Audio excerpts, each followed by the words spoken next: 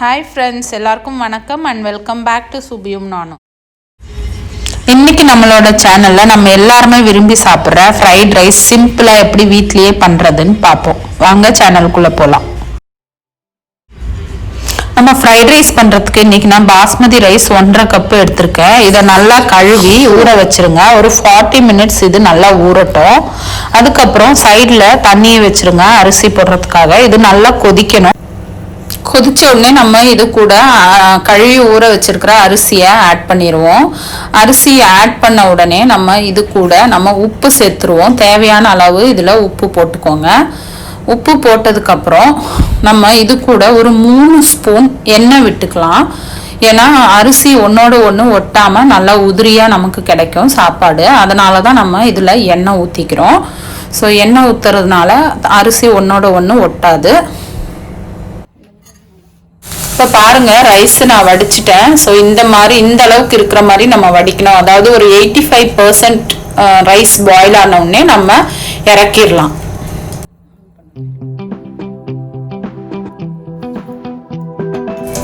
So நம்ம rice ready ஆயிடுச்சு. இப்போ ஃப்ரைட் ரைஸ் பண்ண ஆரம்பிச்சிடலாம். இதுக்கு ஒரு பேன்னு சூடான உடனே நம்ம எண்ணெய் விட்டுக்கலாம். நமக்கு தேவையான அளவு எண்ணெய் கொஞ்சம் நிறைய விட்டுக்கோங்க. ஏன்னா இது ஃப்ரைட் ரைஸ்ன்றதுனால நம்ம எல்லாமே ஃப்ரை பண்ணி தான் எடுக்க போகிறோம். ஸோ எண்ணெய் சூடான உடனே கொஞ்சமாக நறுக்கி வச்சுருக்கிற வெங்காயம், ஒரு வெங்காயம் போதும். ஏன்னா வெங்காயம் நிறைய போட்டிங்கன்னா வெங்காயத்தோட ஃப்ளேவர் வந்துடும், அப்புறம் ஃப்ரைட் ரைஸ் மாதிரி இருக்காது. ஸோ கொஞ்சமாக வெங்காயம் போட்டு இதை நல்லா ஃப்ரை பண்ணிக்கோங்க. இது கொஞ்சம் ஃப்ரை ஆன உடனே நம்ம மற்றது எடுத்து வச்சிருக்கிற நம்ம எல்லா வெஜிடபிளையும் நம்ம இதில் ஆட் பண்ணலாம். கொஞ்சம் நேரம் ஃப்ரை ஆகட்டும்.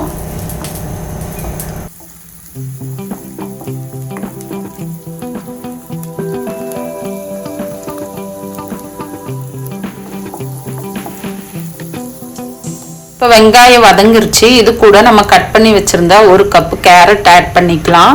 இது கூடவே கொஞ்சமாக பீன்ஸ் குட்டி குட்டியாக கட் பண்ணது அதையும் ஆட் பண்ணிவிட்டு, இது கூட நான் 1 கப் முட்டைக்கோஸ் கட் பண்ணி வச்சுருக்கேன் குட்டி குட்டியாக, அதையும் ஆட் பண்ணிக்கோங்க.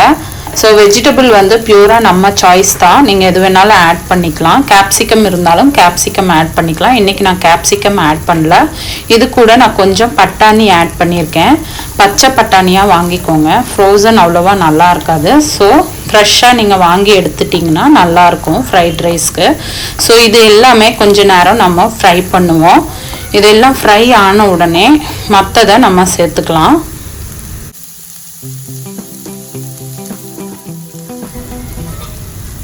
ஸோ இது கூட கொஞ்சமாக உப்பு ஆட் பண்ணிக்கோங்க. நம்ம ரைஸ்லேயே உப்பு ஆட் பண்ணியிருக்கிறதுனால பார்த்து தேவையான அளவுக்கு ஆட் பண்ணிக்கோங்க.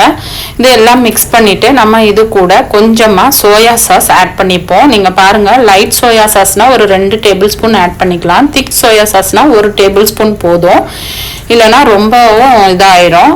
அதுக்கப்புறம் ஸ்ப்ரிங் ஆனியன் நான் இது கூட கொஞ்சம் ஆட் பண்ணிக்கிறேன். ஸ்ப்ரிங் ஆனியன் ஆட் பண்ணிவிட்டு நம்ம இது எல்லாத்தையுமே மிக்ஸ் பண்ணி விட்டுருவோம்.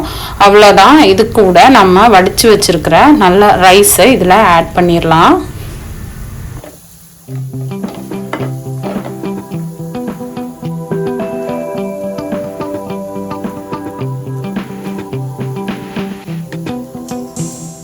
இது எல்லாம் நல்லா குக் ஆயிடுச்சு. நல்லா குக் ஆகணும்னு கிடையாது. வெஜிடபிள்ஸ் ஃப்ரைட் ரைஸ்க்கு ஒரு 90% குக் ஆனால் போதும், அப்போ தான் அந்த சைனீஸ் டேஸ்ட் வரும். ஸோ இப்போ நான் கொஞ்சம் குக் ஆயிடுச்சு. நம்ம இது கூட நம்ம செஞ்சு வச்சுருந்த ரைஸை ஆட் பண்ணிடலாம். பாருங்கள், நம்ம ரைஸ் நல்லா ஒன்றோட ஒன்று ஒட்டாமல் நல்லா உதிரி உதிரியாக இருக்குது. ஸோ இந்த அளவுக்கு தான் நம்ம ரைஸை குக் பண்ணணும், அப்போ தான் ஃப்ரைட் ரைஸ்க்கு நல்லாயிருக்கும். ஸோ இது எல்லாத்தையுமே நம்ம இப்போ மிக்ஸ் பண்ணி விட்டுடலாம். நம்ம எல்லாம் மிக்ஸ் பண்ணி விட்டு கடைசியாக நம்ம கொஞ்சம் பெப்பர் ஆட் பண்ணணும். இதில் ஒயிட் பெப்பர் இருந்தால் ஃப்ரைட் ரைஸ்க்கு நல்லா இருக்கும். அதே நேரத்தில் இந்த ரைஸோட கலரும் சேஞ்ச் ஆகாது. இன்றைக்கி என்கிட்ட பிளாக் பெப்பர் தான் இருக்குது, நான் அதை தான் ஆட் பண்ண போகிறேன். பிளாக் பெப்பர் ஆட் பண்ணாலும் தப்பு கிடையாது.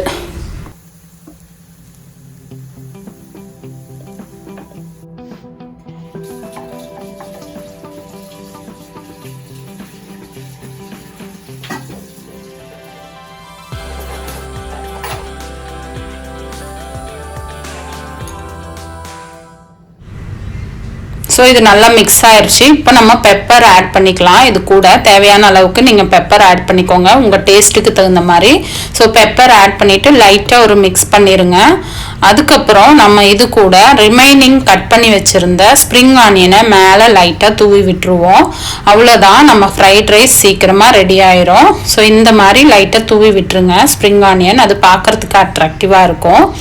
ஸோ இந்த மாதிரி தூவி விட்ட உடனே நம்ம ஃப்ரைட் ரைஸ் சூப்பராக ரெடி ஆயிடுச்சு. பாருங்கள் எவ்வளோ அழகாக ஃப்ரைட் ரைஸ் ரெடி ஆயிருக்குன்ட்டு. ஸோ இந்த மாதிரி நீங்களும் உங்கள் வீட்டில் செஞ்சு பாருங்கள். சூப்பராக ஈஸியான ரெசிபி தான்.